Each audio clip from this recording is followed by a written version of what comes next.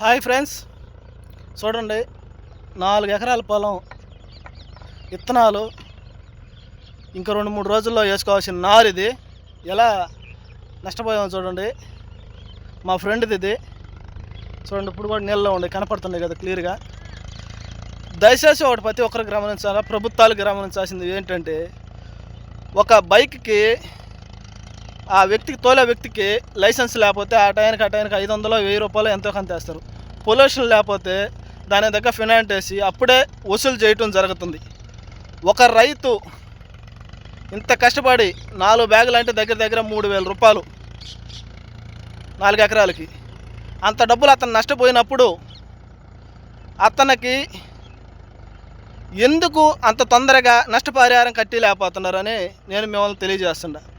చూడండి, చిన్నపాటి కంపెనీ ఏదన్నా నష్టపోతే, ఏదన్నా షాక్ ఎర్తేజ్ వచ్చో ఏదో ఒకటి అది కాలిపోతే అతనికి దగ్గర 1-2 నెలలోపు అతనికి నష్టపరిహారం కట్టిస్తారు. రైతులకు ఎందుకు కట్టి లేకపోతారని నేను ప్రభుత్వాన్ని అడుగుతున్నాను. దయచేసి ఇటు చూడండి, 4 ఎకరాల పొలం, 4 బ్యాగులు, 3000 రూపాయలు. అతని కష్టం ఎంత వృధా ఉంటుందో దయచేసి గమనించాలి.